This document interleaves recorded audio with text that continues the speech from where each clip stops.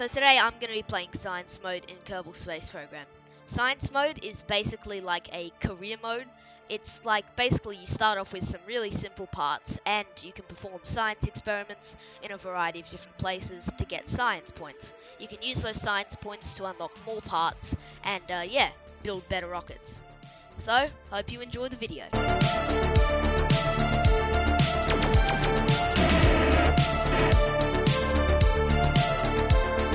So to start off, we only have some very simple parts. We have a capsule, solid rocket booster, fins, and a parachute. Let's do this first launch.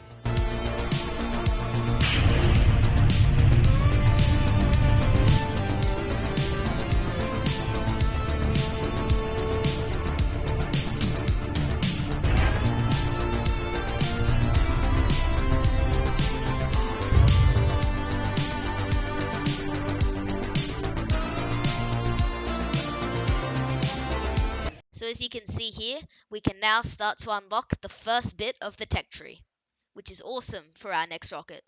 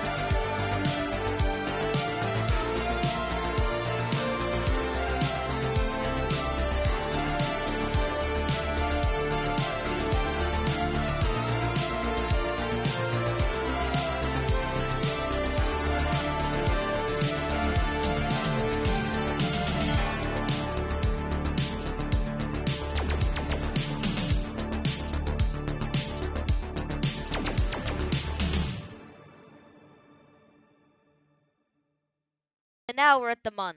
For the first time, we can perform lots of science experiments here as we haven't been here before. And, of course, we can get Jebediah Kerman out on EVA to look at the beautiful moon. As you can see, we're just collecting all this science, and now we can just head back to Kerbin.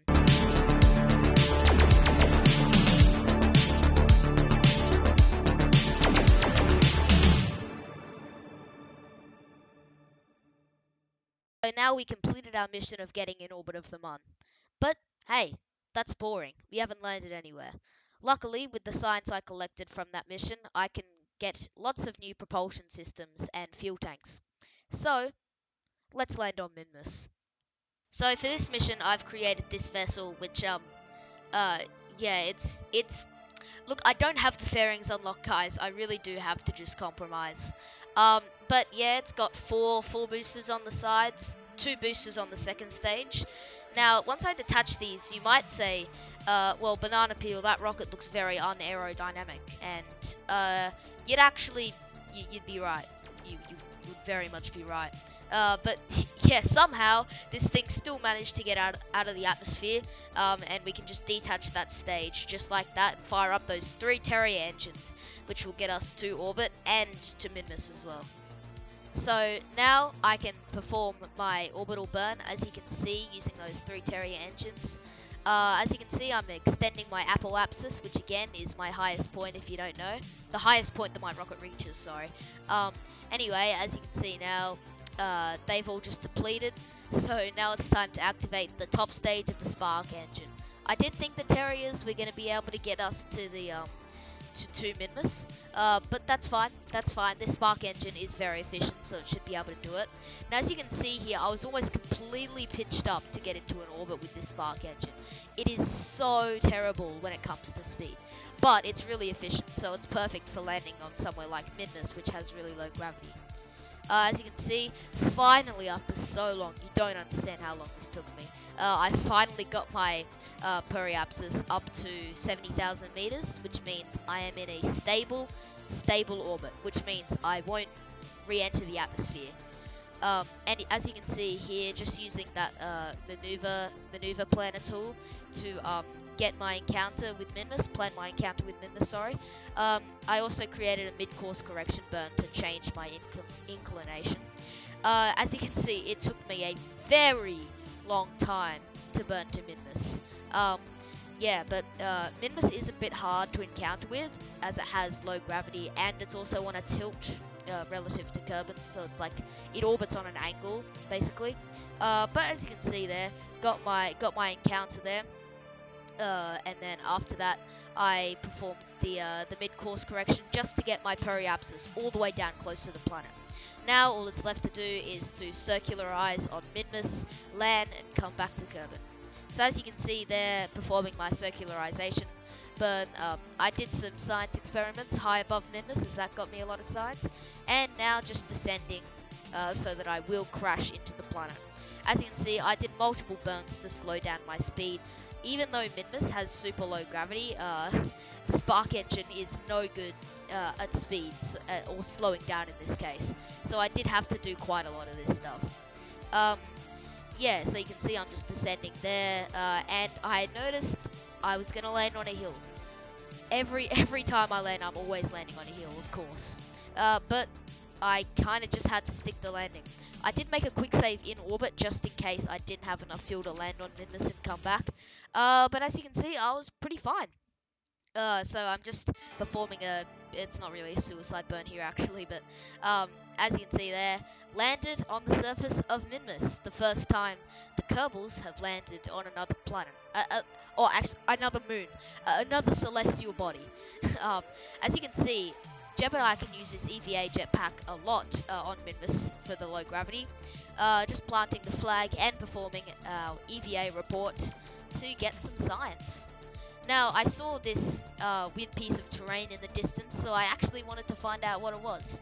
I flew over to it using my jetpack. It didn't really take that long, and it was a rock. As you can see, a rather graceful landing from Jebediah there.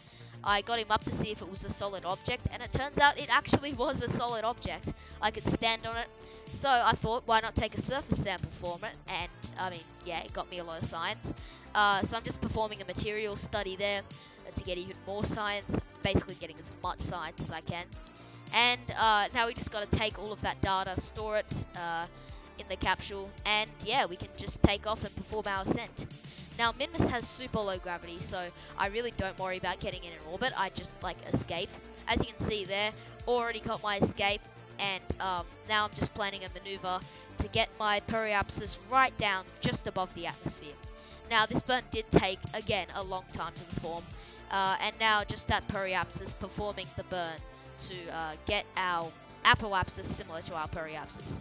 So now I can just descend, lower my periapsis so I'll enter the atmosphere, detach the service module, lander module, whatever you want to call it, and as you can see there, re-entering the atmosphere there. Now I am getting quite some heat here, but no problem for that heat shield. We got all of our science experiments stored in here now. So yeah, we're going to get lots of science once we land. Now I jettisoned the heat shield there and it just came back into the capsule. I really don't know how I didn't explode. But hey, you know, I'll take it. I'll take it. It must be just because Jebediah is flying it. You know, he's the best pilot. As you can see there, descending, lower. Not much to say really here. But yeah, there you go. Touchdown touchdown. Touchdown confirmed. And that is mission complete. As you can see here, I got a lot of science from the Minmus mission. So as you can see, I've made this massive rocket, and I finally have fairings. Oh my gosh, I'm so happy. If you don't know, fairings just basically reduce the drag on your rocket and just make it more aerodynamic in general. And yeah, just help you escape the atmosphere basically. As you can see here, performing my ascent. Now with those side boosters, oh, something just exploded, but nothing exploded. Okay, but those side boosters, they were transferring fuel into that bottom stage. So now that bottom stage has a full tank.